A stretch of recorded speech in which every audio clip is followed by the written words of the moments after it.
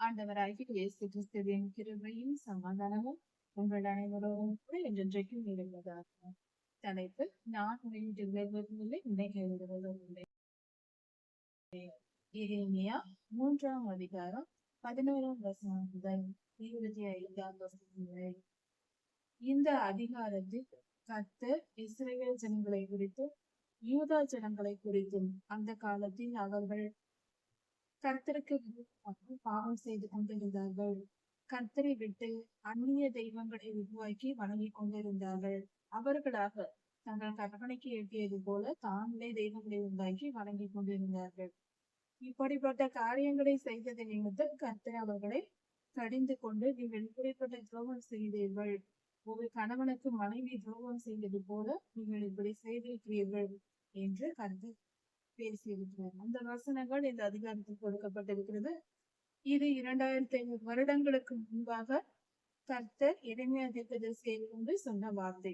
அப்பொழுது இஸ்ரவேல் தேசத்தில் நடந்து கொண்டிருந்த அந்த காரியங்களை குறித்து கர்த்தர் இதை பேசியிருக்கிறார். இது ஒரு முக்கியமான காரியம் என்னவென்றால், இன்று இந்த காலத்தில் வாழ்கிற நமக்கு இது ஏன் தேவையா இருக்கிறது? இந்த காலத்தில் நாம் வாழ்ந்து கொண்டிருக்கிறோம். இது உலகெங்கும் இருக்கிற கிறிஸ்தவர்கள் மத்தியில் இருக்கிற இதே பாவம்.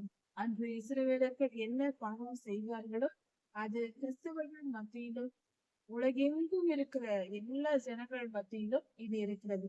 அதனால் இதை தியானித்து கர்த்தருடைய உணர்வுகளை புரிந்து கொள்ள இந்த வேத பகுதி உங்களுக்கு பயன்படுகிறது. நாம் என்ன செய்து கொண்டிருக்கிறோம் என்று நம்மை பற்றி அறிந்து கொள்வதும், அது கர்த்தரின் இருதயத்தை எந்த அளவுக்கு பாதிக்கிறது, கர்த்தரை நாம் காயப்படுத்துகிறோம், நம்மை படைத்த சிருஷ்டிகர்த்தாவை நம் தேவனை நாம் வேதனைப்படுத்துகிறோம் என்பதை குறித்தும் இந்த வேத பகுதி புரிந்து கொள்ள முடியும். அதை குறித்து சற்று கர்த்தர் பேசுகிறார். நீங்கள் எனக்கு துரோகம் செய்தீர்கள், பொல்லாத இருளின் கிரியைகளுக்கு, பொல்லாத தீமைக்கு இடம் கொடுத்து தீய காரியங்களில் ஈடுபட்டீர்கள், முதலாம் கற்பனையை மீறினீர்கள். அதாவது எனக்கு இணையாக, எனக்கு சமமாக வேறொரு தெய்வத்தை எல்லாம் நீங்களாகவே உண்டாக்கி அதை வணங்கி இப்படியாக ஆராதனை செய்வீர்கள். அது தெய்வம் அல்ல, நீங்களாக உருவாக்கி கொண்டது. இப்படியெல்லாம் நீங்கள் செய்ததை நிமித்தம் உங்கள் மீது நான் கோபம் கொண்டிருந்தேன். ஆனாலும் கர்த்தர் சொல்லுகிறார், மனம் திரும்பு. ஆனால் இப்படியெல்லாம் நீ பாவம் செய்திருந்தாய். இஸ்ரவேல் தேசத்தின் 11 கோத்திரங்கள், இஸ்ரவேலர்கள் இப்படி பாவம் செய்தார்கள். அதை பார்த்து யூதா தேசமும் கெட்டு போயிற்று. யூதா ஜனங்களும் இப்படியாக பாவம் செய்தார்கள். இது கர்த்தருக்கு அருவருப்பாய் இருந்தது. இஸ்ரவேலை விட அதிகமாக யூதா ஜனங்கள் பாவம் செய்தார்கள், துரோகம் செய்தார்கள் கர்த்தருக்கு என்று கர்த்தர் சொல்லுகிறார். கர்த்தர் சொல்லுகிறார், எரேமியா தீர்க்கதரிசியை அழைத்து, நீர் போய் சொல்லும் வடதிசையை நோக்கி, சீர்கெட்ட இஸ்ரவேலே என்று போய் சொல். அதாவது, சீர்கெட்ட இஸ்ரவேலே, நீ மனம் திரும்பு. கர்த்தர் உன்மேல் கிருபையாய் இருக்கிறார். அவர் எப்பொழுதும் உன்மேல் கோபம் கொள்வதில்லை. உன்னை அவர் மன்னித்து விடுவார். நீ மனம் திரும்பு என்று சொல் என்று எரேமியா தீர்க்கதரிசியினிடத்தில் கர்த்தர் பேசுகிறார். கர்த்தர் இஸ்ரவேல் தேசத்தை, கர்த்தர் யூதா தேசத்தோடு இன்னொரு காரியத்தையும் செய்ய சொல்லுகிறார். அவர் பேசுகிறார். எரேமியா தீர்க்கதரிசியினிடத்தில் சொல்லி நீ போய் சொல்லும் என்று சொல்லுகிறார்.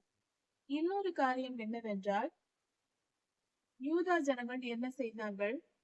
நீ கண்ணால் கண்ட பச்சையான சகல மரத்தின் கீழும், மரங்கள் எங்கிருக்கிறதோ, நிழல் எங்கிருக்கிறதோ அங்கெல்லாம் கர்த்தருக்கு விரோதமாய் துரோகம் பண்ணினாய். நீயாக விக்கிரகங்களை ஏற்படுத்தி கொண்டு அதை வணங்க தொடங்கினாய். பச்சையான மரங்களை கண்டால் போதும், எங்கெங்கும் இப்படி செய்தாய். இப்படி நீ செய்தாய். சகல மரத்தின் கீழும் அந்நிய ஜனங்களோடு சேர்ந்து கொண்டு, கர்த்தரை அறியாதவர்கள், கர்த்தருக்கு விரோதமாய் செயல்படுகிற ஜனங்களோடு சேர்ந்து கொண்டு நீ இப்படியாக எனக்கு துரோகம் செய்தாய் என்று கர்த்தர் சொல்லுகிறார்.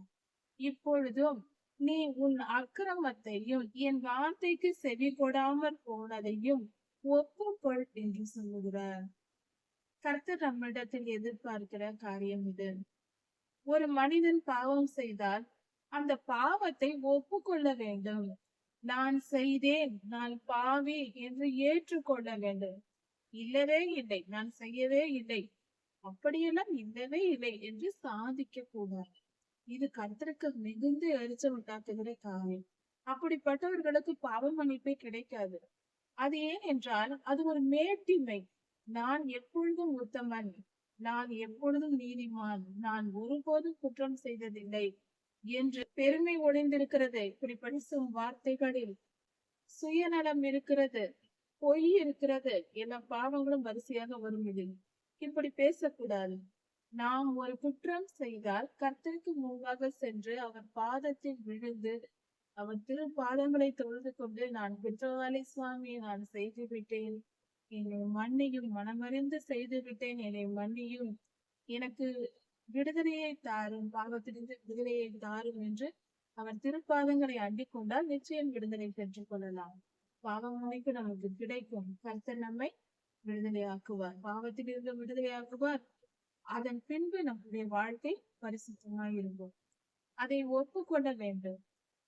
இந்த மாதிரியான ஒரு காரியம் தாவீது ராஜாவின் காலத்தில் நடந்தது. தாவீது ஐயா கர்த்தருக்கு ஏற்ற மனிதர், கர்த்தருக்கு பிரியமானவர், கர்த்தர் சொன்னதை எல்லாம் செய்து கொண்டு வந்தார். ஆனால் அவர் வாழ்க்கையிலும் ஒரு சோதனை காலம் வந்தது. அதில் தோற்றம் போய்விட்டார். சோதனைக்காரன் வந்து வேசித்தன ஆவி அவரை பிடித்தது. இது நிமித்தம் என்ன ஆனது என்றால், அவர் பத்செபாள் என்ற ஒரு அடுத்தவன் மனைவியின் மீது ஆசைப்பட்டு தவறு செய்கிறார். அந்த மனிதனை கொன்று பத்செபாளை தனக்கு மனைவியாக்கி கொள்ளுகிறார். இப்படி செய்ததின் நிமித்தம் கர்த்தர் கோபம் கொண்டு அவருடைய 4 பிள்ளைகளை கொன்று போடுகிறார். கர்த்தருடைய நியாய தீர்ப்பையும் தாவீதையும் பெற்றுக் கொண்டார்.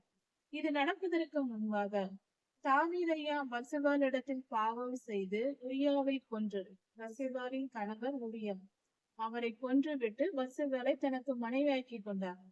இப்படி செய்த பின்பு கர்த்தர் அவரிடத்தில் தீர்க்கதரிசியை அனுப்புகிறார். காத்திலும் தீர்க்கதரிசியை அனுப்பி, நீ செய்தது என்ன என்று கேட்கிறார். தாவீது ராஜா தான் செய்த தவறை உணர்ந்து உடனே ஓடி போய் தன்னை தாழ்த்தி கொண்டு, நான் தவறு செய்தேன் சுவாமி, அந்த பெண்ணிடம் நான் பாவம் செய்து விட்டேன், அந்த பெண்ணின் கணவரை கொன்று விட்டேன் என்று தான் செய்த குற்றத்தை மனப்பூர்வமாய் ஒப்புக்கொண்டார்.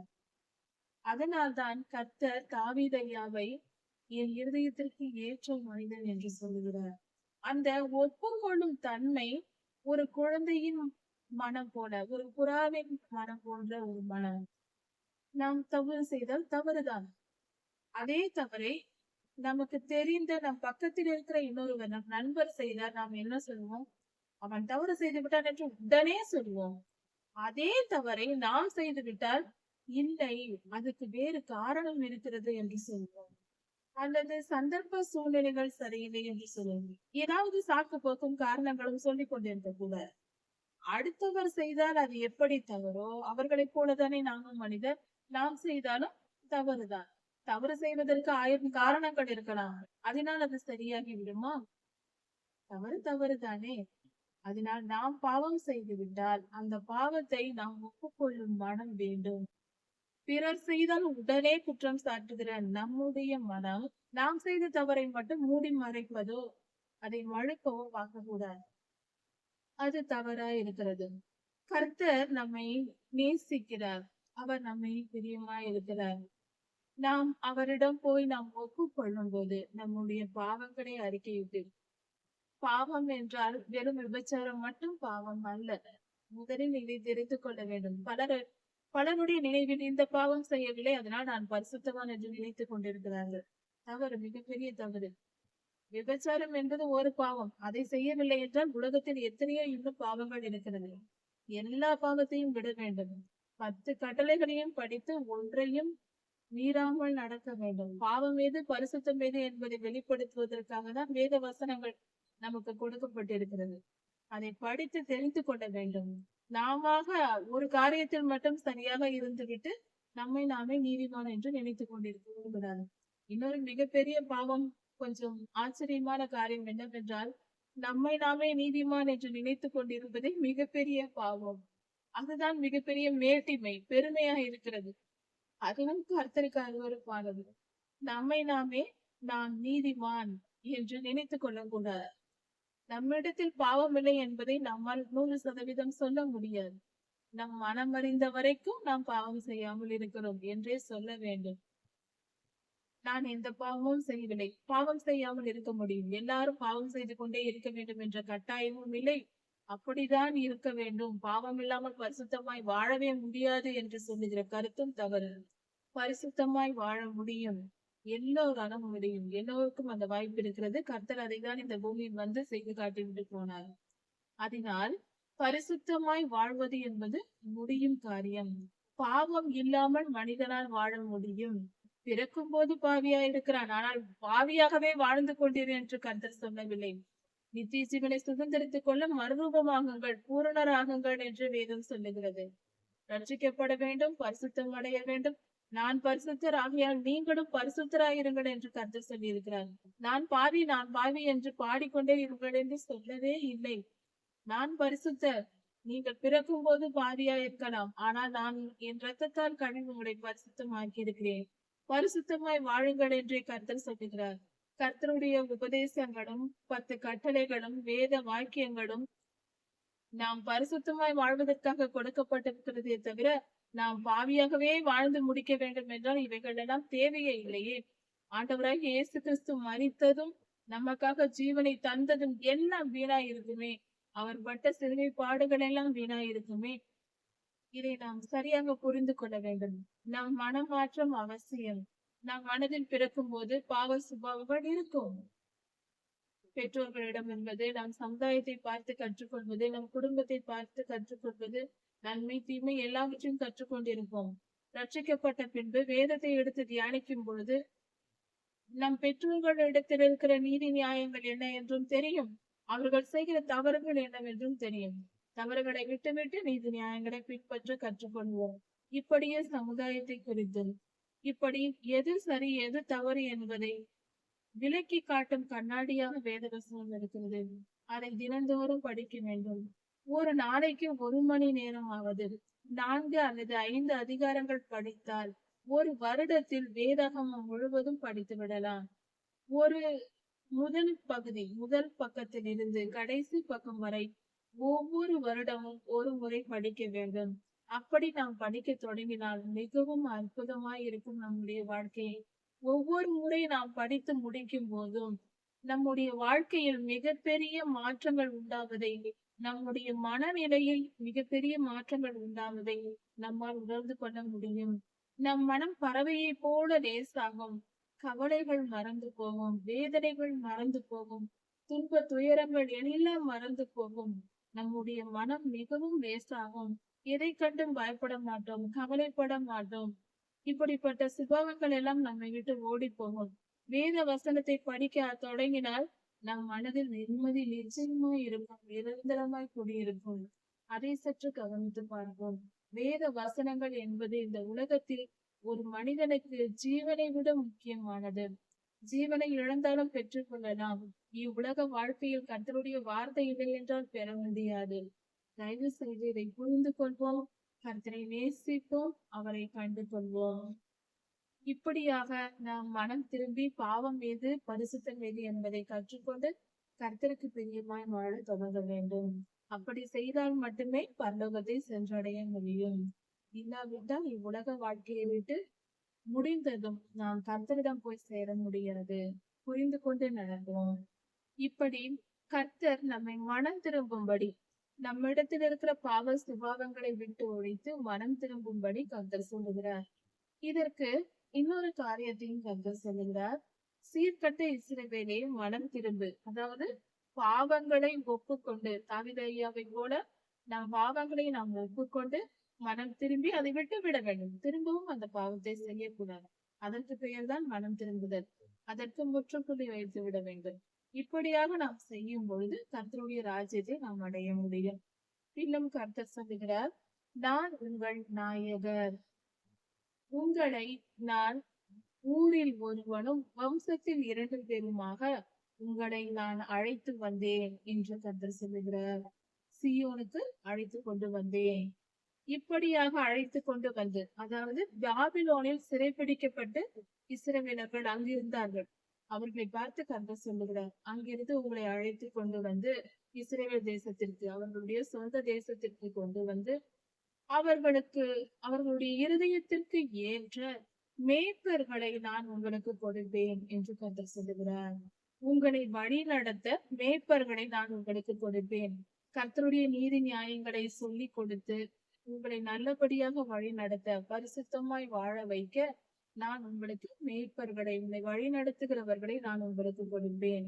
அவர்கள் அறிவோடும் புத்தியோடும் உங்களை வழி நடத்துவார்கள். வேத ஞானத்தின்படி உங்களை நடத்துவார்கள் என்று கர்த்தர் சொல்லுகிறார்.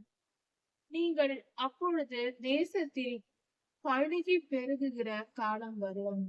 அப்படி நீங்கள் பழுகி பெருகும் பொழுது கர்த்தருடைய உடன்படிக்கை பெட்டி எங்கே என்று நீங்கள் தேட மாட்டீர்கள். கர்த்தருடைய உடன்படிக்கை பெட்டி என்று நீங்கள் சொல்ல மாட்டீர்கள். அதை குறித்து நீங்கள் சொல்ல மாட்டீர்கள். உடன்படிக்கை பெட்டி இவை செப்பனிடப்படுவதில்லை, அது பழுது பார்க்கப்படுவதில்லை என்று கர்த்தர் சொல்லுகிறார். அது அவர்கள் மனதில் எழும்புவதும் இல்லை, அவர்கள் நினைவில் இருப்பதும் இல்லை. உடன்படிக்கை பெட்டியை குறித்த நினைவுகள் கூட அவர்களுக்கு இருக்காது. அவர்கள் நினைவில் அது வருவதும் இல்லை, அதை குறித்து அவர்கள் விசாரிப்பதும் இல்லை.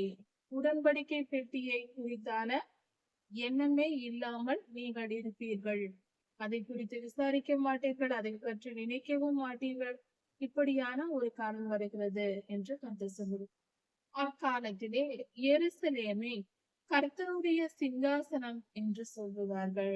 சகல ஜாதியாரும், உலகெங்கும் இருக்கிற எல்லா ஜனங்களும் எருசலேமில் விளங்கிய கர்த்தருடைய நாமத்தின் நிமித்தம் உலகெங்கும் இருந்து அங்கு ஜனங்கள் எருசலேமுக்கு வருவார்கள்.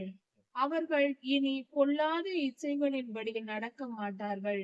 அவர்கள் எல்லாரும் மனம் திரும்பி உலகம் எங்கும் இருக்கிற ஜனங்கள் எருசலேமுக்கு வருவார்கள் என்று சொல்லப்பட்டிருக்கிறது.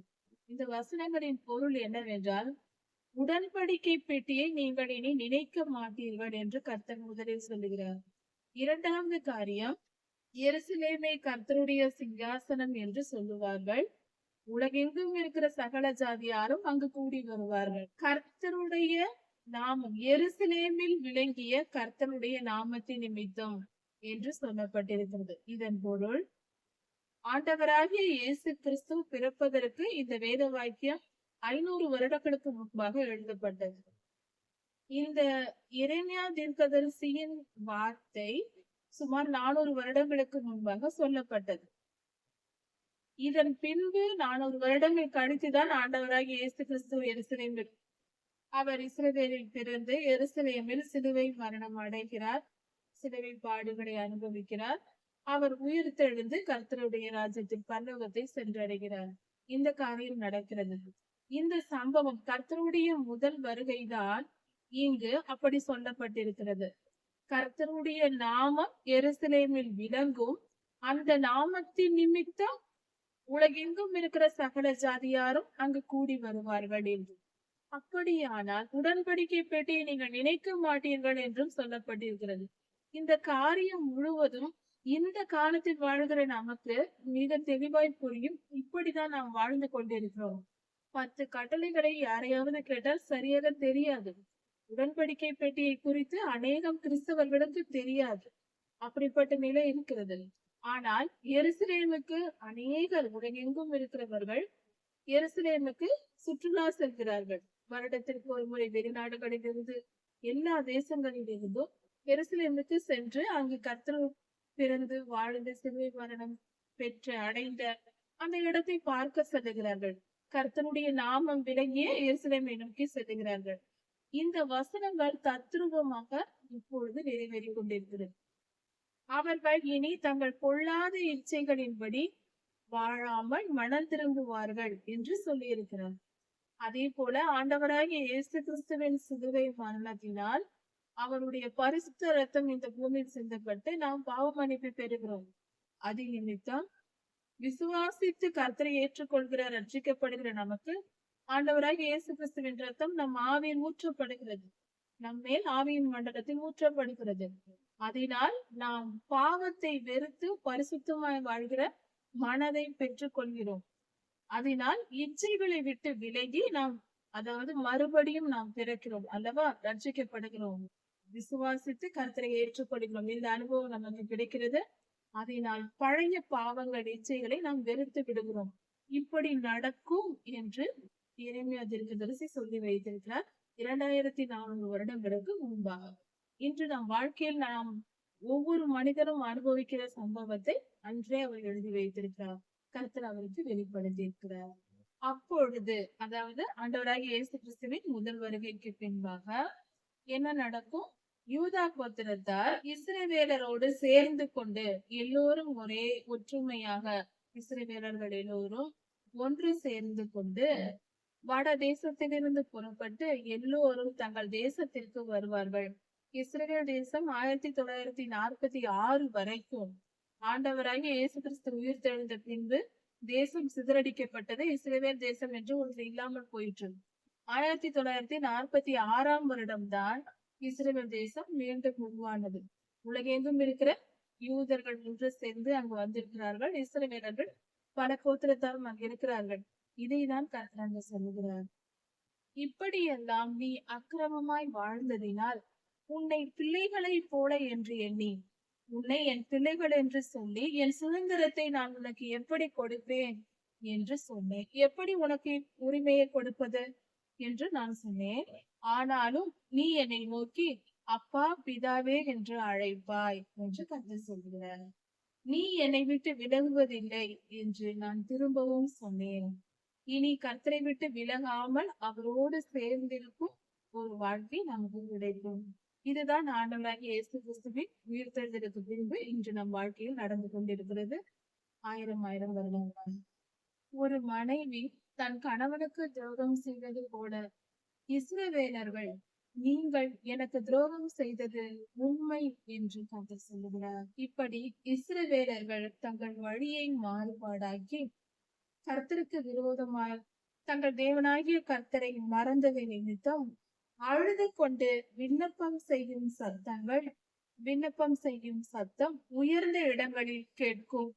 இப்படி இஸ்ரவேலர்கள் தங்கள் அக்கிரமங்களை, அவர்கள் கர்த்தரை மறந்த நினைவுகளை எல்லாம் மறந்துவிட்டு செய்த பாவங்களை எல்லாம் நினைவு கூர்ந்து உயர்ந்த ஸ்தானங்களில் தங்களை நினைத்து அழுது கர்த்தரை நோக்கி விண்ணப்பம் செய்வார்கள் என்று சொல்லப்பட்டிருக்கிறது. பின்னும் கர்த்தர் சொல்லுகிறார், சீர்கெட்ட பிள்ளைகளை திரும்புங்கள், உங்கள் சீர்கேடுகளை குணமாக்குவேன் என்று சொல்லுகிறார். இஸ்ரவேலர்களும் யூதா கோத்திரத்தாரும் செய்த அக்கிரமத்தின் நிமித்தம் கர்த்தர் இவ்வாறாக சொல்லுகிறார், நீங்கள் மனம் திரும்புங்கள், உங்களை நான் மன்னித்து உங்களை விடுதலை ஆக்குகிறேன், உங்களை குணமாக்குகிறேன், உங்கள் பாவங்களிலிருந்து நான் உங்களை விடுதலை ஆக்குகிறேன் என்று கர்த்தர் சொல்லுங்கள். இதோ கர்த்தாவே, நாங்கள் உம்மிடத்தில் வருகிறோம், நீரே எங்கள் கர்த்தர், நீரே எங்கள் தேவனாகிய கர்த்தர். குன்றுகளையும் திரளான மலைகளையும் நம்புவது விருதா. அப்படி என்றால் அநேக மலைகளையும் குன்றுகளையும் அதன் கீழ் செய்யப்படும் வழிபாடுகளையும் நம்புவது வீணான செயல், எதற்கும் பயன்படாத வெறுமையான காரியம். அப்படி என்றால் சிறு பிள்ளைகள் பொம்மைகளை வைத்து விளையாடுவது போல பயனற்ற செயல்கள் அவை என்று கர்த்தர் சொல்லுகிறார். இஸ்ரவேலின் ரட்சிப்பு, கர்த்தருடைய ஜனங்களின் ரட்சிப்பு என்பது கர்த்தருக்குள் இருப்பது மெய்தான். அவருக்குள் தான் நம்முடைய பாதுகாப்பு இருக்கிறது. ரட்சிப்பு என்றால் பாதுகாப்பு என்று பொருள். நம்முடைய பாதுகாப்பு கர்த்தரை நம்பி இருக்கிற கர்த்தருடைய ஜனங்களாகிய ஆண்டவராகிய இயேசு கிறிஸ்துவை விசுவாசிக்கிற நமக்கு நம்முடைய பாதுகாப்பு என்பது கர்த்தருக்குள் இருக்கிறது. அவரோடு நாம் சேர்ந்திருக்கும் பொழுதுதான் இருக்கிறது. அவர் நம்மை ஆசீர்வதிக்கும் போது, அவரோடு நாம் ஒன்றாக சேர்ந்து அவர் வழிகளில் நடக்கும் போது, அவர் பக்கத்தில் நாம் இருக்கும் பொழுதுதான் நமக்கு பாதுகாப்பு இருக்கிறது. அதுதான் உண்மை. இந்த லட்சையானது அப்படி என்றால் இது எதை குறிக்கிறது என்றால், இஸ்ரவேலர்கள் இத்தனை காலம் செய்த கர்த்தருக்கு விரோதமாக புதிய புதிய தெய்வங்களை உண்டு பண்ணி அவர்கள் அங்கு தேசத்தில் மலைகளின் அடியிலும் மலைகளிலும் பச்சையான மரங்களிலும் சிலைகளை செய்து அவர்கள் வணங்கினார்கள். அதே நிமித்தம் அவர்களுடைய ஆடுகள், மாடுகள், பிள்ளைகள் எல்லாம் கொல்லப்பட்டு போயின. இவைகள் எல்லாவற்றையும் இழந்தார்கள். கர்த்தருடைய கோபத்துக்கு ஆளானது நிமித்தம் பொல்லாதவன் கையில் பிடிப்பட்டு இப்படிப்பட்ட பேரிழப்புகளை இழந்தார்கள். எங்கள் இச்சையினாலே நாங்கள் இப்படியெல்லாம் இழந்து அவமானத்திற்குள்ளானோம், நஷ்டப்பட்டு கிடந்தோம். நாங்கள் லட்சையிலே கிடைக்கிறோம், அப்படி என்றால் அவமானத்தில் இருக்கிறோம் என்று பொருள். நாங்கள் அவமானத்தால் மூடப்பட்டு கிடக்கிறோம். பாவம் செய்தோம், எங்கள் ஆடு மாடுகளை இழந்தோம், எங்கள் ஆடு மாடுகளை இழந்தோம், எங்கள் பிள்ளைகளை இழந்தோம். இப்படியாக நாங்கள் பாவம் செய்து அவமானத்தால் மூடி கிடக்கிறோம் என்று இஸ்ரவேலர்கள் சொல்லுகிறார்கள். இஸ்ரவேலர்களின் சார்பில் எரேமியா தீர்க்கதரிசி ஐயா சொல்லுகிறார். இப்படியாக கர்த்தரிடத்தில் சொல்லுகிறார். நாங்களும் எங்கள் பிதாக்களும், எரேமியா ஐயா சொல்லுகிறது, கர்த்தரிடத்தில் சொல்லுகிற வார்த்தை இது. விண்ணப்பம் செய்கிறார், ஜெபிக்கிறார், கர்த்தரோடு பேசிக் கொண்டிருக்கும் பொழுது சொல்லுகிறார், நாங்களும் எங்கள் பிதாக்களும் உமக்கு விரோதமாய் பாவம் செய்வோம் சுவாமி. நாங்கள் பாவத்தில் அநேகம் பாவங்கள் உமக்கு விரோதமாய் நாங்கள் செய்திருக்கிறோம். எங்கள் சிறு வயது முதல் இந்நாள் வரைக்கும் உமக்கு விரோதமாய் நாங்கள் பாவம் செய்திருக்கிறோம். எங்கள் தேவனாகிய கர்த்தருடைய நாமத்தை நாங்கள் கேட்காமலும் போனோம். இப்படியாக நாங்கள் பாவம் செய்வோம் என்று எரேமியா தீர்க்கதரிசி தங்கள் பாவத்தை ஒப்புக்கொண்டார். இஸ்ரவேல் தேசத்தின் ஜனங்களுக்கு முன் உதாரணமாக அவர்கள் சார்பில் இப்படியாக ஐயா வந்து ஒப்புக்கொண்டார். இப்படி கர்த்தருடைய சமூகத்தில் நம்முடைய பாவங்களை நாம் அறிக்கையிடும் பொழுது நாம் முழுமையாய் கர்த்தரிடத்தில் நாம் பாவங்களை ஒப்புக்கொள்ள வேண்டும். நான் இதை செய்தேன் என்று ஒப்புக்கொள்ள வேண்டும். காரணம் சொல்லக்கூடாது, நான் தவறு செய்யவில்லை என்று வாதாடக்கூடாது. நான் செய்தேன் சுவாமி, இது என்னுடைய தவறு, என்னை மன்னியும் என்று அவர் திருப்பாதம் சேர்ந்தால் நிச்சயம் பாவமன்னிப்பு கிடைக்கும். நம் வாழ்க்கை மறுவாழ்வு பெறும். புதிய மனிதர்களாய், பாவம் இல்லாதவர்களாய் நம்மை கர்த்தர் மாற்றி நம்மை வழி நடத்துவார். அவர் மிகவும் பெரியவர், நல்லவர். நான் விட்டு விலகுவதும் இல்லை, உன்னை கைவிடுவதும் இல்லை என்று சொன்ன தேவன் நம்மோடு கூட இருந்து நம்மை காப்பாற்ற வல்லவராய் இருக்கிறார். எரேமியா 4ஆம் அதிகாரம் முதல் 2 வசனங்கள். இந்த வேத பகுதியில் கர்த்தருடைய இருதயத்தின் நிலையை நம்மால் அறிந்து கொள்ள முடியும். கர்த்தர் எப்படிப்பட்ட சூழ்நிலையில் அவருடைய மனநிலை என்ன என்பதை தீர்க்கதரிசி மூலமாக, எரேமியா தீர்க்கதரிசி மூலமாக வெளிப்படுத்தி இருக்கிறார். இந்த வேத பகுதியை நாம் பார்க்கும்போது நம்மை நாம் உணர்ந்து கொள்ள முடியும். கர்த்தரின் இருதயத்தை புரிந்து கொள்ள முடியும். கர்த்தர் எவ்வளவு பெரியவர் என்பதையும், அவரிடத்தில் நாம் மனித குலம் எவ்வளவு மோசமான செயல்களை செய்து அவர்கள் பிரியமில்லாமல் வாழ்ந்து கொண்டிருக்கிறது என்பதை குறித்து இந்த வேத பகுதியில் நாம் தெரிந்து கொள்ளலாம். அதாவது இந்த வேத பகுதியை புரிந்து கொள்வதற்கு முன்னாக முதலில் நாம் ஒரு தாயாக, தகப்பனாக நம்முடைய மனநிலையை ஆராய்ந்து பார்ப்போம். நம்முடைய பிள்ளைகள், நாம் பெற்ற பிள்ளைகள் நமக்கு விரோதமாய் செயல்படும் பொழுதும், நம்மை எதிர்த்து நிற்கும் பொழுதும், பல முறை நாம் எச்சரித்தும் அவர்கள் தவறான வழியில் சென்று கொண்டிருந்தால் நம்முடைய மனநிலை எப்படி இருக்கும்? அது எல்லை மீறி சென்றால் நம்முடைய மனநிலை எப்படி இருக்கும்? நம் கரங்களை ஊக தொடங்குவோம். இது இயல்பு. ஒரு தாயாக, ஒரு தகப்பனாக எல்லோரும் செய்கிற செயல் அல்லவா?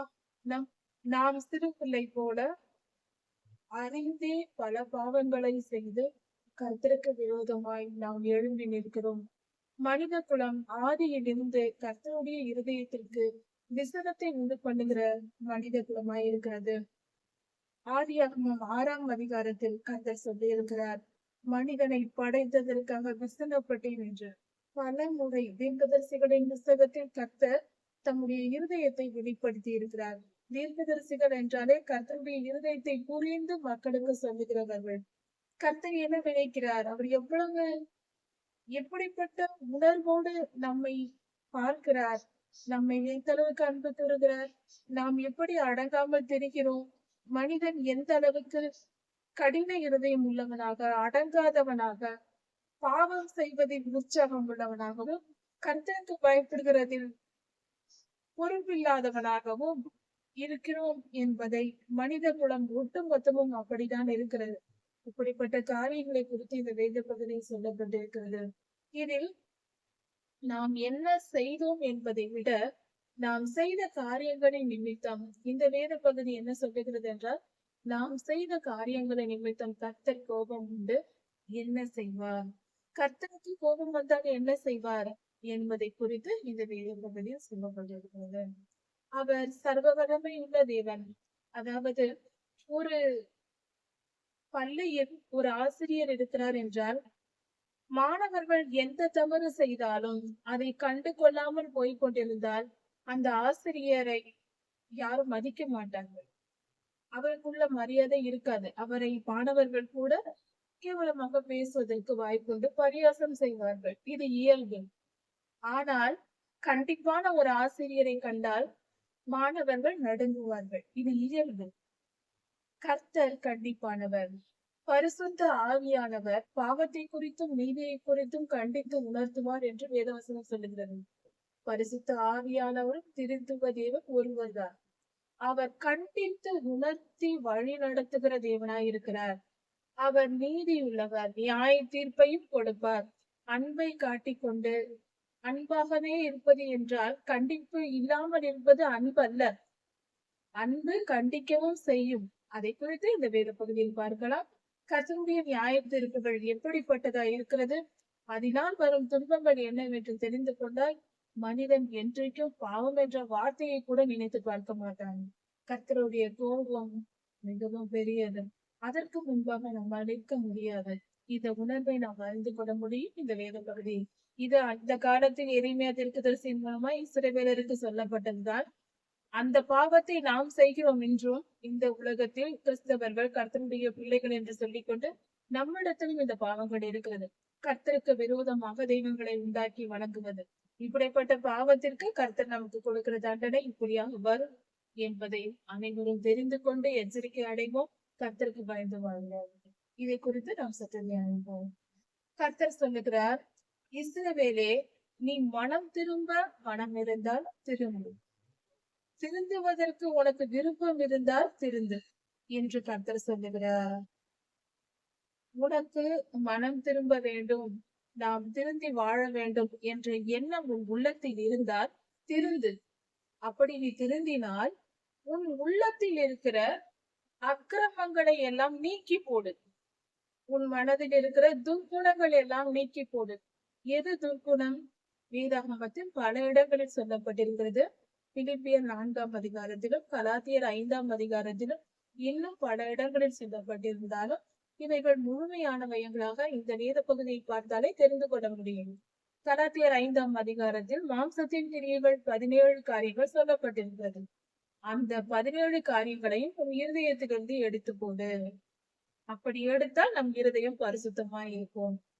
ஆவின் கனிகள் 9 இருக்கிறது. அவைகளை நாம் அணிந்து கொள்ள வேண்டும், ஏற்றுக்கொள்ள வேண்டும், சுமந்து கொள்ள வேண்டும். நம் மேல் அதை சுமந்து தெரிய வேண்டும். இப்படி அதாவது பரிசுத்த ஆவியானவர் நமக்குள் வரும்போது நம்முடைய செயல்கள் 9 விதமான குணங்கள் நமக்கு நம்மிடத்தில் இருக்கும், வெளிப்படுகிற காரியம். பரிசுத்த ஆவியானவர் நமக்குள் இருக்கும்போது பரிசுத்த ஆவியின் கனிகள் நம் இடத்திலிருந்து வெளிப்படும் பிறருக்கு. இப்படி நம்மிடத்தில் இருக்கக்கூடாத அந்த 17 அருவருப்புகளையும் துர்குணங்களையும் நீக்கி போடு. அப்படி நீ நீக்கி போட்டால் உன் அலைச்சல்களை நான் நீக்கி போடுவேன் என்று சொல்லுகிறார். அலைத்து திரிய மாட்டாய் என்று சொல்லுகிறார். இஸ்ரவேலர்களின் வாழ்க்கை வரலாறை பார்த்தால், அந்த இனத்தின் வாழ்க்கை வரலாறை பார்த்தால் அது வேறு யாரும் அல்ல, நாம் தான். இஸ்ரவேலர் என்றாலும் கர்த்தருடைய பிள்ளைகள் என்றாலும் ஒன்றுதான். இஸ்ரவேலர்கள் என்றால் அந்த காலத்தில் கர்த்தருடைய கட்டளைகளை கடைபிடித்து நடந்தவர்களை கர்த்தர் என் ஜனம் என்று சொன்னார். அதே போல நாம் இன்று கர்த்தரை ஏற்றுக்கொண்டு அவருடைய சித்தத்தின்படி நடக்கிறவர்களா இருக்கிறோம். நாமும் கர்த்தருடைய ஜனம். அப்படி என்றால் இது எல்லோருக்கும் பொருந்தும். உலகெங்கும் இருக்கிற இஸ்ரவேல் தேசத்தாருக்கு மட்டும் அல்ல, உலகெங்கும் எல்லா தேசங்களிலும் வாழ்கிற கர்த்தருடைய பிள்ளைகள் அனைவருக்கும் பொருத்தமான ஒரு வார்த்தை இது. அது என்னவென்றால், உன் இருதயத்தில் இருக்கிற தீய குணங்களை அகற்றி போடு, அப்பொழுது உன் அலைச்சல்களை நான் நீக்கி போடுவேன் என்று சொல்லுகிறார். அலைச்சல்கள் என்றால் என்ன? இஸ்ரவேலர்கள் ஆரம்பத்தில் கானானில் இருந்து எகிப்துக்கு புறப்பட்டு போனார்கள். 70 பேர் போனார்கள். யோசிப்பையாவையும் சேர்த்து 70 பேர் போனார்கள். புறப்பட்டு வரும்போது 30 லட்சம் ஆண்களுக்கு மேலாக, அதாவது 20 லட்சம் பேருக்கு மேலாக புறப்பட்டு எகிப்திலிருந்து கானானுக்கு வந்தார்கள்.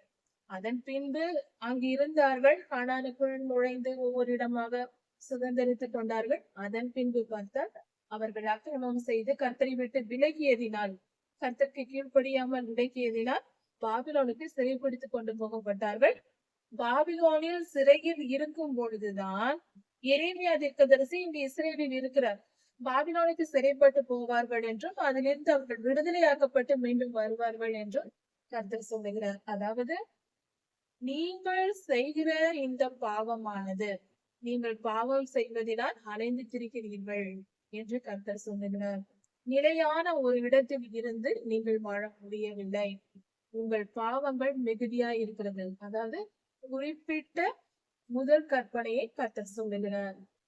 இப்படியாக பரிசுத்தமாய் மனம் திரும்பி விட்டால், பாவத்திலிருந்து மனம் திரும்பி விட்டால் கர்த்தர் அலைச்சல்களை நம்மிடத்திலிருந்து நீக்கி போடுவார். அது மட்டுமல்லாமல் கர்த்தர் சொல்லுகிறார், நீ எப்படி செயல்படுவாய் என்றால், உண்மையோடும் நியாயத்தோடும் நீதியோடும் கர்த்தருடைய நாமத்தை கொண்டு ஆணையிடுவாய் என்று சொல்லப்பட்டிருக்கிறது. அப்படி என்றால் நீதியுள்ள வாழ்க்கை கர்த்தர் நமக்கு தருவார். நம் இருதயத்தில் இருக்கிற துர்குணங்கள் நீக்கப்பட்டால் இதன் பின்பக்கம் ஒரு காரியம் இருக்கிறது. இதன் மறைவான ஒரு பொருள் என்னவென்றால், ஒரு மனிதனுடைய இருதயத்தில் துர்குணங்கள் ஏன் இருக்கக்கூடாது? கர்த்தர் நீ தவறான செயல்களை செய்யாதே என்று மட்டும் சொல்லலாம். ஏனென்றால், ஒரு மனிதன் திருடினால் அந்த திருடப்படுகிற அந்த எவன் பொருளை திருடுகிறானோ அந்த மனிதன் பாதிக்கப்படுகிறான். அதனால் கர்த்தர் சொல்லியிருக்கலாம், நீ யாரிடத்திலும் திருடாதே, களவு செய்யாதே என்று சொல்லியிருக்கலாம். ஆனால் கர்த்தர் சொல்லுகிறார், உன் இருதயத்தில் களவு என்ற எண்ணமே இருக்கக்கூடாது என்று. இது ஏன் சொல்ல வேண்டும்? மனதில் நாம் திருட வேண்டும் என்று நினைப்பதினால் யாருக்கு என்ன பாதிப்பு உண்டாக போகிறது? இதே போல எல்லா பாவங்களும், பாவத்தை செய்தால் பிறர் பாதிக்கக்கூடும். ஆனால் பாவத்தை நினைக்கும் போது நம் மனதிற்கு மட்டுமே அது தெரிகிறது, எந்த பாவமும். அப்படி இருக்க அந்த பாவத்தை நினைக்கவே கூடாது என்று கர்த்தர் சொல்லுகிறார். உன் இருதயத்தில் அது இருக்கக்கூடாது என்று சொல்லுகிறார். ஏன் அப்படி சொல்லுகிறார்? நம் இருதயத்தில் பாவ எண்ணங்கள் இருப்பதினால் யாருக்கு என்ன லாபம் உண்டாக போகிறது, என்ன நஷ்டம் உண்டாக போகிறது? யாராவது பாதிக்கப்பட்டு விடுவார்கள் என்று சொல்ல முடியாதே. நம் மனதிற்குள் தானே நினைத்துக் கொள்கிறோம். அதனால் என்ன பாதிப்பு உண்டாக போகிறது? இந்த கேள்வியை நாம் நிதானமாக யோசித்து பார்ப்போம். கர்த்தர் சொல்லும் போது ஒரு காரியத்தை சொன்னால் அதில் நிச்சயம் ஆழமான சத்தியங்கள் இருக்கும். காரணம் இல்லாமல் ஒரு புல் கூட இந்த பூமியில் முளைக்க பண்ணுவதில்லை கர்த்தர். எல்லாம் காரணமாக தான் செய்கிறார். இந்த அண்ட சராசரத்திலும் பயனற்ற காரியங்கள் ஒன்றுமே இல்லை. எல்லாம் அதீனத்தின் காரியங்களை அதது செய்யும்படியாக பயனுள்ளவைகளாக தான் கர்த்தர் படைத்திருக்கிறார். நம்முடைய வாழ்நாளும் சரி, மனித இடமும் சரி. அதனால்தான் நம் நேரத்தை வீணாக்க கூடாது என்று கர்த்தர் சொல்லுகிறார். சரி, நம் இருதயத்தில் தீய குணங்கள் இருப்பதினால் என்ன நஷ்டம்? ஏன் அப்படி கூடாது என்று சொல்லுகிறார்? அப்படி என்றால், இந்த உலகத்தில் 3 விதமான வல்லமைகள் செயல்படுகிறது. ஒட்டுமொத்த உலகத்திலும் 3 விதமான வல்லமைகள், நம்முடைய தனிப்பட்ட வாழ்க்கையிலும் சரி, உலகம் முழுவதும் சரி, 3 வித வல்லமைகள் செயல்படுகிறது. ஒன்று தெய்வ வல்லமை, கர்த்தருடைய வல்லமை செயல்படுகிறது. அவருக்கு அண்ட சராசரத்தையும் படைத்தவர் சிருஷ்டிகர்த்தா, அவருடைய வல்லமை செயல்படுகிறது. ஆனா ஒன்றை மறந்துவிடக் கூடாது. கர்த்தர் ஆதியாகமத்திலேயே சொல்லியிருக்கிறார், முதல் அதிகாரத்திலேயே, சகலத்தையும் படைத்து அதை மனிதனிடத்தில் கொடுத்தார் என்று. இந்த பூமியை ஆண்டு கொள்ளுங்கள் என்று நம்மை, மனித இனத்தை பொறுப்பாக வைத்தார். அதாவது இந்த பூமிக்கு ராஜாவாக வைத்தார். கர்த்தருடைய பார்வையில் சர்வலோகமும் அவருடையதுதான். ஆனால் அவர் யாருக்கு கொடுத்திருக்கிறார்? மனித இனத்திற்கு கொடுத்திருக்கிறார், நமக்கு. அப்படியானால் இந்த பூமியின் அதிகாரம் நம்முடையதா இருக்கிறது. சரியா? இப்படி இருக்க இந்த பூமியின் அதிகாரம் நம்முடையதாய் ஆதாமும் ஏவாளும் வைத்திருந்தார்கள்.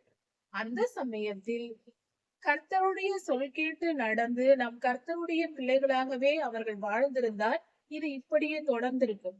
ஆனால் ஆதாமும் ஏவாளும் கர்த்தருக்கு கீழ்ப்படியாமல் பாவம் செய்ததின் நிமித்தம் அந்த மனிதர்கள் மேல் பொல்லாத சாத்தானுக்கு அதிகாரம் வந்தது. ஆதியாகமம் 3ஆம் அதிகாரத்தில் நாம் படித்து பார்த்து பண்ணலாம். வலுசர்ப்பம் வஞ்சித்து ஏவாளம்மாவை பழத்தை சாப்பிட வைத்தது. அதாவது தன் சொல்லுக்கு கீழ்ப்படிய வைத்து விட்டது.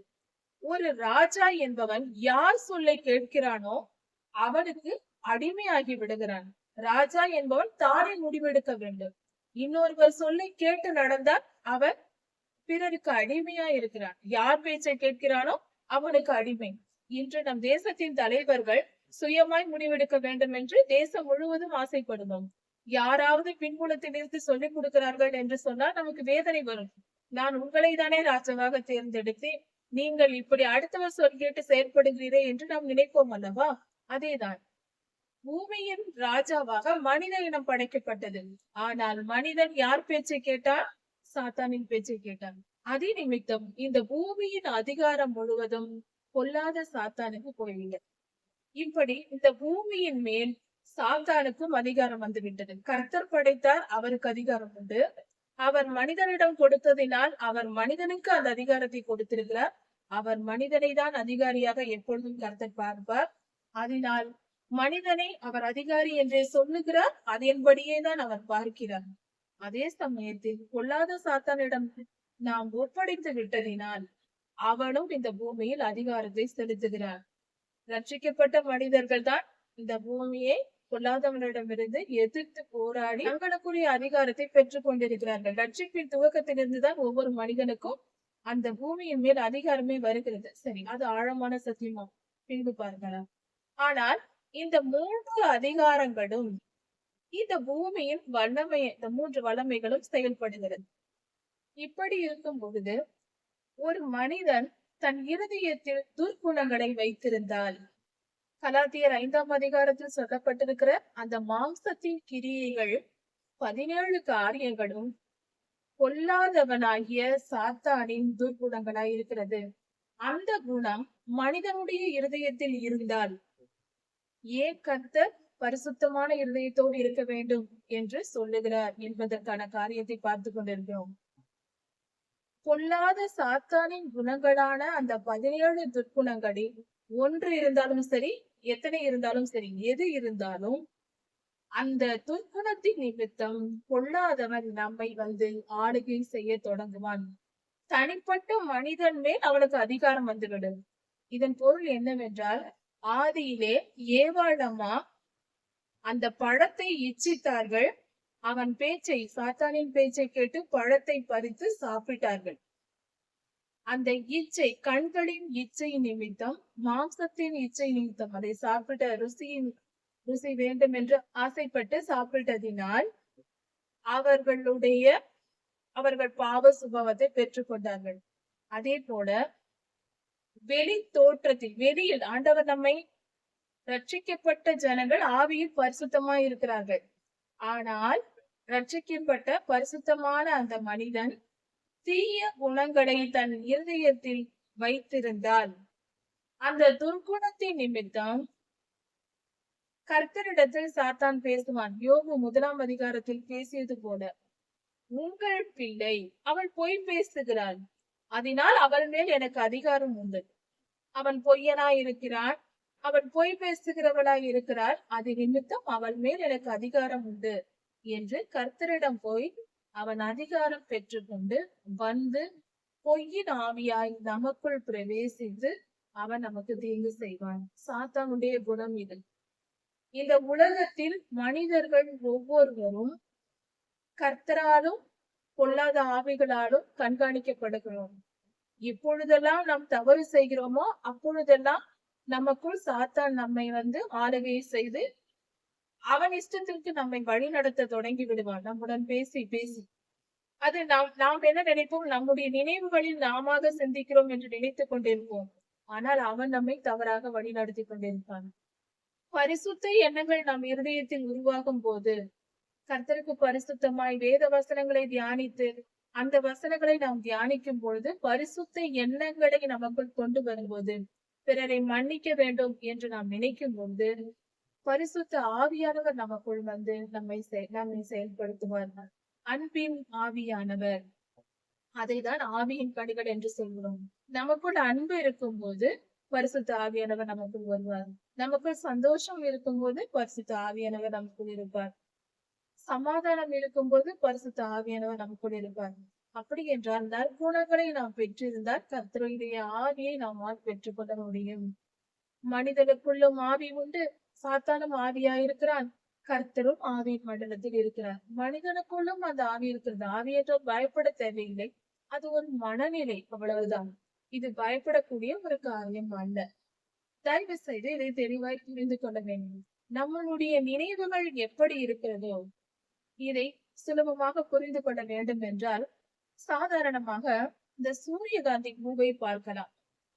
அந்த சூரியகாந்தி பூவின் ஒரு குணம் என்னவென்றால், காலையில் எழுந்தவுடன் சூரியன் கிழக்கு திசையில் உதிக்கும் போது சூரியனை பார்த்து கொண்டிருக்கும். சூரியனை பார்த்தது போல அவ்வளவு பெரிய பூவாய் இருக்கும், அது பார்த்து கொண்டே இருக்கும். சூரியன் மேல் நோக்கி நகர நகர மதிய நேரத்தில் பார்த்தால் அது வானத்தை நோக்கி கொண்டிருக்கும். அந்த பூவின் காம்பும் வளையும் சூரியன் திசை எங்கு இருக்கிறதோ சூரியனை பார்த்து கொண்டே ஒரு நாள் முழுவதும் இருக்கும். மறுநாள் காலையிலும் அதே போல மேற்கே மறைந்த சூரியன் இரவு முழுவதும் இருந்து காலையில் கிழக்கே தோன்றும். அதே போல இந்த சூரியகாந்திக்கு மீண்டும் மறுநாள் அப்படியே வரும். பல நாட்கள் இப்படி செய்யும் ஒரு பூ.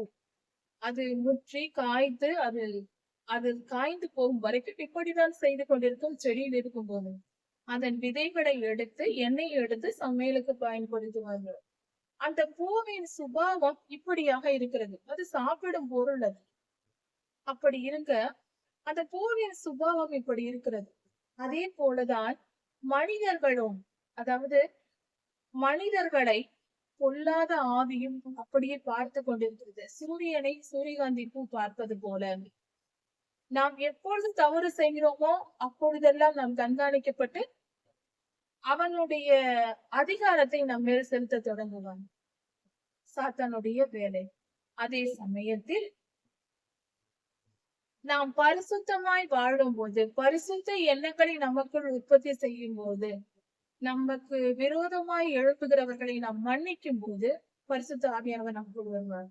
இது போல நற்குணங்கள் எல்லாவற்றையும் நாம் கற்றுக்கொண்டு அதை செயல்படுத்தும் போது, தீய குணங்களை எடுத்துக்கொண்டு மாம்சத்தின் கிரியைகளை அகற்றி போட்டு சுத்திகரிக்கும் போது பரிசுத்த ஆவியானவர் வந்து நம்மை செயல்படுத்துவார். இப்படிதான் நம்முடைய மனநிலை கர்த்தரோடும் பரலோகத்தோடும் தொடர்புடையதாய் இருக்கிறது. அதனால் நாம் எச்சரிக்கையுடன் இருக்க வேண்டும் என்றுதான் வேதம் சொல்லுகிறது. யோசுவா 1ஆம் அதிகாரத்தில் கர்த்தர் சொல்லி இருக்கிறார், இரவும் பகலும் கர்த்தருடைய வேதத்தின் தியானமாயிருந்து என் கட்டளைகளின் என் கற்பனைகளின் கை கொண்டு கவனமாயிரு, கை கொள்வதற்கு கவனமாயிரு என்று கர்த்தர் சொல்கிறார். கவனமாயிரு, எச்சரிக்கையாயிரு, தவறி விடாது. இரவும் பகலும் அதையே தியானித்துக் கொண்டு கவனமாய் மட்டும் இரு, நான் மற்ற காரியங்களை பார்த்துக் கொள்கிறேன் என்று சொல்லுகிறார். அப்படி என்றால் யோசுவா ஐயாவும் இஸ்ரவேலர்களும் தங்கள் இருதயத்தில் பரிசுத்த எண்ணங்களை மட்டும் வைத்துக் கொண்டிருந்தால் பொல்லாதவன் அவர்களுக்கு நுழைய முடியாது. அவர்கள் இருதயம் பரிசுத்தமாய் இருக்கும் போது பரிசுத்த ஆவியானவர் அவர்களுக்குள் வந்து எல்லா சகல யுத்தங்களையும் செய்து முடித்து காரியங்களை வாய்க்க பண்ணுவேன் என்று சொல்லுகிறார்.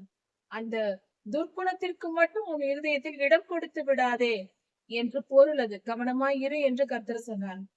கர்த்தருடைய கட்டளைகளையும் நியாய பிரமாணத்தையும் கை கொள்வதற்கு மட்டும் நீ கவனமாயிரு என்று சொல்லுங்க. மனிதன் இதில் கவனமாய் இருந்தால் போதும், மற்ற எதிரிகளை குறித்தோ வாழ்க்கையில் வரும் பிரச்சனைகளையும் போராட்டங்களையும் மற்ற எந்த காரியங்களை குறித்தும் நாம் கவலைப்பட தேவையில்லை. சாத்தானை குறித்தும் பொல்லாத ஆவிகளை குறித்தும் கவலைப்படவே தேவையில்லை, நினைக்க கூட தேவையில்லை. ஏனென்றால் நம்முடைய இருதயத்தின் நிலைதான் நாம இடம் கொடுத்தால்தான் எதுவும் செயல்பட முடியும். அதாவது கர்த்தர் நமக்கு வேண்டும் என்றாலும் நாம் விரும்பி கேட்க வேண்டும். பொல்லாத ஆவி நமக்கு வேண்டும் என்றாலும் நாம் விரும்பி கேட்டுதான் வாங்கிக் கொள்கிறோம். இதை சரியாய் புரிந்து கொண்டால் இந்த பூமியில் நமக்கு நாம் தான் அதிகாரியா இருக்கிறோம் என்ற தெளிவு பிறந்துவிடும். இதுதான் சத்தியம், இதுதான் உண்மை. நம் வாழ்க்கையை முழுமையாக, மிக மிக முழுமையாக வாழும் அதிகாரத்தை கர்த்தர் நமக்கு கொடுத்திருக்கிறார். தெரிந்தெடுப்பது என்பதுதான் நம்முடைய வேலை. செலக்ஷன், அதாவது நன்மையையும் தேர்ந்தெடுத்துக் கொள்ளலாம், தீமையையும் தேர்ந்தெடுத்துக் கொள்ளலாம். முழு அதிகாரமும் சுதந்திரமும் நமக்கு கொடுக்கப்பட்டிருக்கிறது. பொல்லாதவன் காட்டும் பாவ வழியிலும் போகலாம், துர்குணத்தை கொண்டிருந்தால் அது நம்முடைய விருப்பம். அப்படி போகலாம், முடிவை நாம் பரலோகத்தில் இழக்க நேரிடும். அதையும் பார்த்து கொள்ள வேண்டும். பாவம் செய்தால் அதான் வழி. ஆனால் பரிசுத்தமாய் வாழ்ந்து கர்த்தருடைய வழிகளில் நடந்து வேத வசனத்தை கற்று வசனத்தின்படி வாழ்ந்து கர்த்தருக்கு பரிசுத்தமாய் கர்த்தரை நேசித்து அவரிடத்தில் அன்பு கூர்ந்து அவருடைய கட்டளைகளின் கற்பனைகளின் கை கொண்டு அவரை முழுவதுமாய் நம்பி விசுவாசம் வைத்து பரிசுத்தமாய் நாம் வாழ்ந்தால் கட்டளைகளையும் கற்பனைகளையும் நாம் கை கொள்ள வேண்டும். வேத வசனத்தை கற்றுக்கொள்ளவும் பரிசுத்த ஆவியானவர் துணை தேவை, கர்த்தர் தேவை. கர்த்தர் இருந்தால்தான் நம்மால் வசனத்தை படிக்கவே முடியும். புரிந்து கொள்வதற்கும் கர்த்தர் தேவை, அதன்படி நடப்பதற்கும் கர்த்தர் தேவை.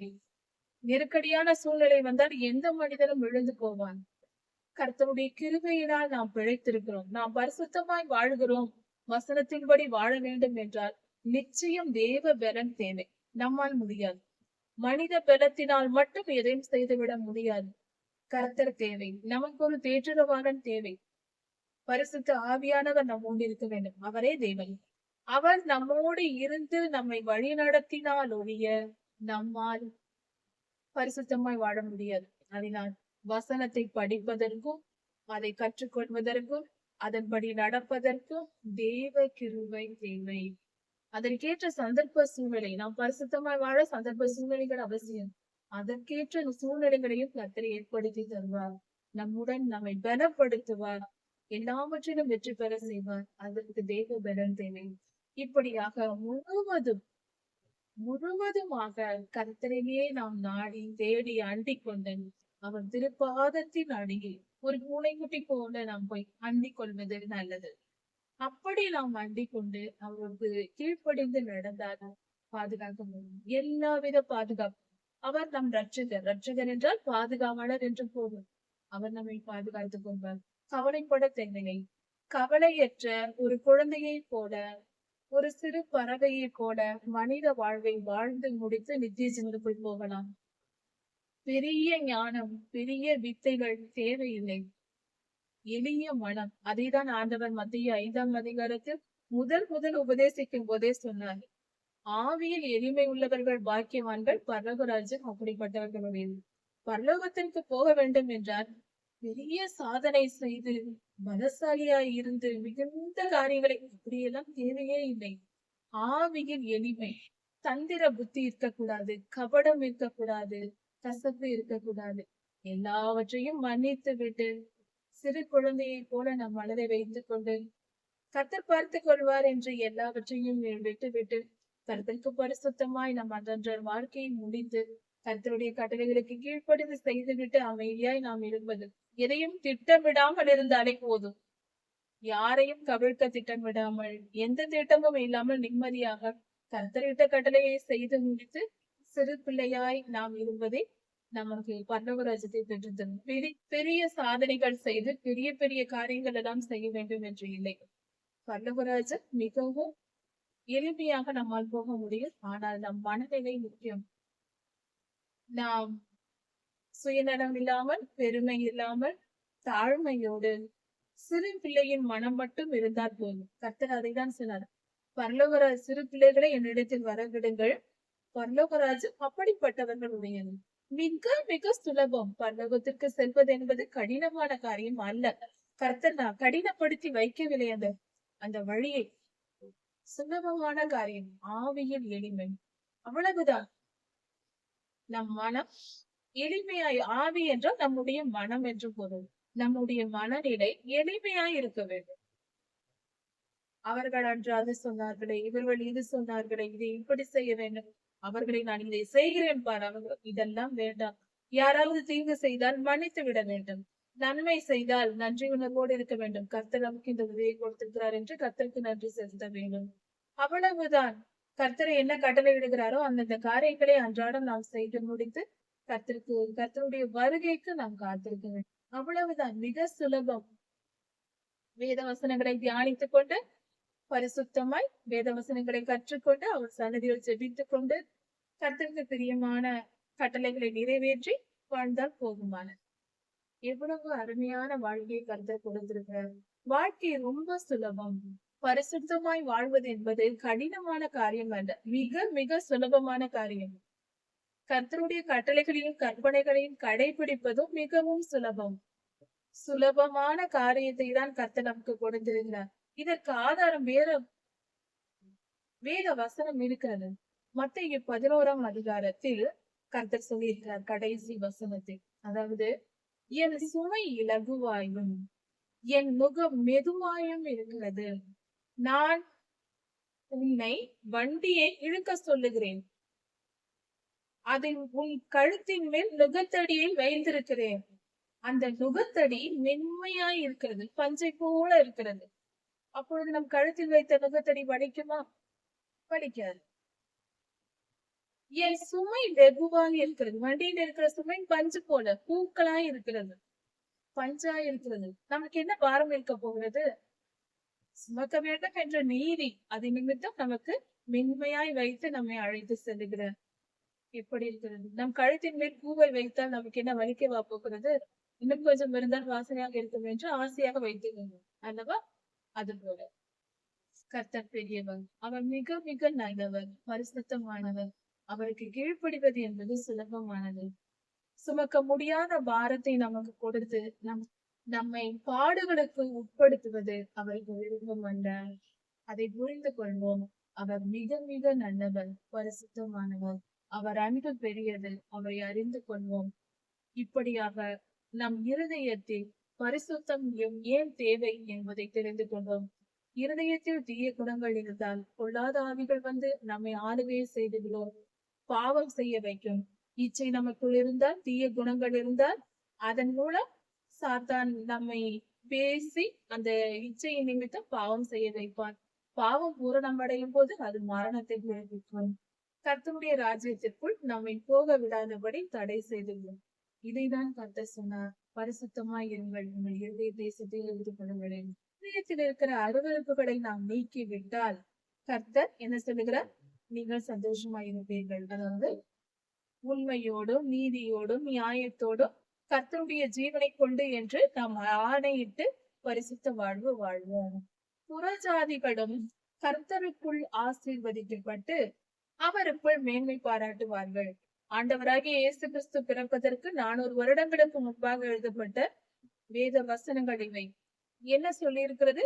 புறஜாதியார்களும் ரட்சிக்கப்படுவார்கள் என்று இந்த உலகத்தில் நடந்து கொண்டிருக்கிறது அல்லவா? உலகெங்கும் இருக்கிற கர்த்தருடைய பிள்ளைகள் ரட்சிக்கப்படுகிறார்கள். பலர், எல்லா இனத்தவரும், எல்லா ஜாதியாரும், இஸ்ரேல் தேசம் மட்டுமல்ல, உலகெங்கும் ரட்சிக்கப்பட்ட ஜனங்கள் இருக்கிறார்கள். அதைதான் கர்த்தர் சொல்கிறார். புறஜாதிகளும், அப்படி என்றால் மற்ற நாட்டு மக்களும் பிற இன மக்களும் கர்த்தரால் ஆசீர்வதிக்கப்படுவார்கள். எல்லோருக்கும் ஆசீர்வாதம் கிடைக்கும். கர்த்தர் யாருக்கும் பாரபட்சம் இல்லாமல் எல்லோருக்கும் அந்த வாய்ப்பை கொடுக்கிறார்.